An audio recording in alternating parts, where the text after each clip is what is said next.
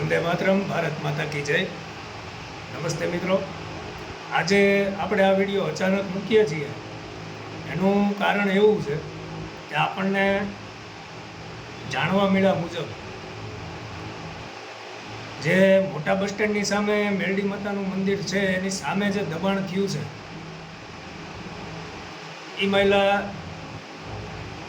એક દબાણદાર એટલે કે જે મુખ્ય દબાણદાર છે એ જ એટલે કે ઉઘાડ પગો, અને આ ઉઘાડ પગો હવે એણે મારી માતાની જેણે હત્યા કરી હતી એ હત્યારાઓની સાથે પણ આ ઉઘાડ પગાએ બેઠક ઉઠક ચાલુ કરી છે। અને બીજી વાત એ છે આજની મુખ્ય કે આ ઉઘાડ પગાના 6,65,000 રૂપિયા એના જ સાગરીતે રોલ ફેરવી નાખ્યા।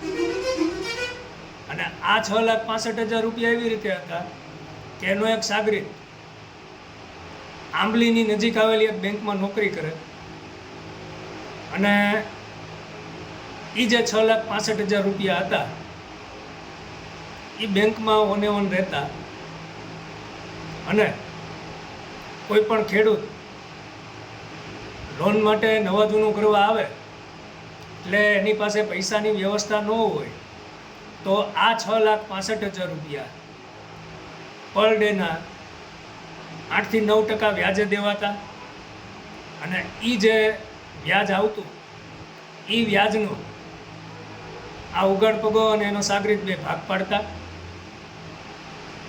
પણ જાણવા મળ્યા મુજબ આધારભૂત સૂત્રોમાંથી એવી માહિતી ચોક્કસ મળી છે કે એ 6,65,000 રૂપિયા બાબતે બહુ વાંધો પીડ્યો છે, અને હવે મામલો મેદાને પીડ્યો છે, અને એ 6,65,000 રૂપિયા માટે અત્યારે ઉઘાડ પગાએ દોડાદોડી ચાલુ કરી છે, અને આમથી આમ દોડ ચાલુ થઈ છે।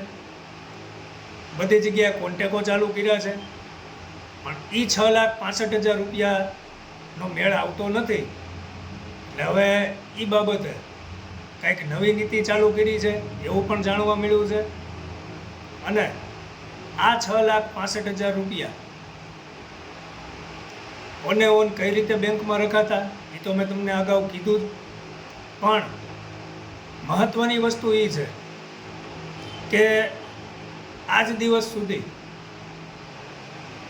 આવી રીતે વ્યાજે પૈસા દેવાતા, તો એ બાબતે કેમ કે બહાર ન આવ્યું, અને 8 થી 9% વ્યાજ પર ડેનું નાના ખેડૂતો પાસેથી લેવાતું, અને એ પણ આ ઉઘાડ પગા દ્વારા આવા સાગરીતો વિશે મેં અગાઉ પણ મારો એક વિડીયો જે બનાવેલો છે, 6ઠ્ઠો ભાગ છે, એમાં કીધેલું જ છે।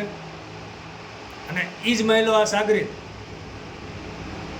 આજે સામસામા પાટવે આવ્યા છે 6,65,000 માટે, અને આ બાબતે 2 દિવસથી એટલે કે ગઈકાલ સાંજથી જ આ બધા ખેલ ચાલુ થયા છે, અને રાતે 2:30-3 સુધી ખેલ આવેલા હતા કાલે, અને આજે આખો દિવસ અને અત્યાર સુધી પણ આ બધા ખેલ ચાલુ જ છે। એટલે આ ખેલ ક્યાં સુધી હાલશે એ હવે જોવાનું રહ્યું। અને મહત્ત્વની વસ્તુ એ છે કે એનો સાગરીત એનો રોલ કરી ગયો, એટલે ચોરની ઘેરે ચોરી થઈ, 6,65,000 રૂપિયા હરામની આવક હતી એ ચોરાઈ ગયા, અને આ લોકોનું એટલે કે લોભિયાનું ધન કોક ધુતારા ખાઈ ગયા, એ કુદરતનો ન્યાય છે। હવે આ બાબતે આગળ ઉઘાડ પગો શું કરે છે એ જોવાનું રહ્યું।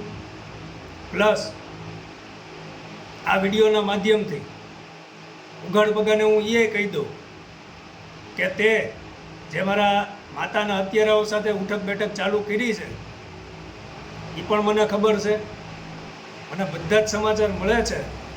એટલે હવે હું એક પણ અભિયાનમાં પાછળ હટવાનો નથી, તારે જેની લાગવકું લગાડવી હોય એની લગવા છે ભાઈ, અને જેની ભેગા ઊભા રહીને ફોટા પડાવીને મૂકવા હોય એ તું મૂકજે, બરાબર છે.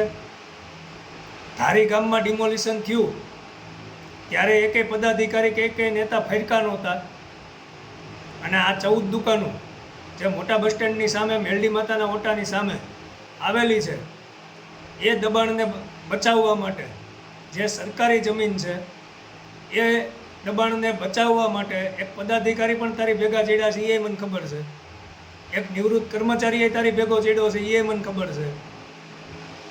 તમારે જ્યાં પણ દોડવું હોય ત્યાં દોડજો. છેલ્લે નામદાર હાઈકોર્ટ છે જ, એમાં રીટ આપણી પેન્ડિંગ જ છે, અને કલેક્ટરશ્રીમાં પણ મારી જે લેન્ડ ગ્રેબિંગની અરજી છે એ પણ પેન્ડિંગ છે, બરાબર. એટલે કાયદો સમાન તમામ માટે હોય, અને જે કાંઈ પણ કાયદેસર રીતે લડવાનું થશે ત્યાં સુધી હું લડી લઈશ, એટલું યાદ રાખજે.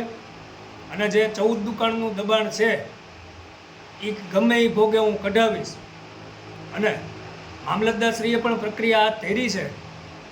એ બસ હવે આ મહિનો પૂરો થાય એટલે એની આજુબાજુ ઘડો લાડવો થવાનો છે એવી પણ મને બાહેંધરી આપેલી છે. આટલું કહી આજે વિરમું છું. વંદે માતરમ. ભારત માતા કી જય.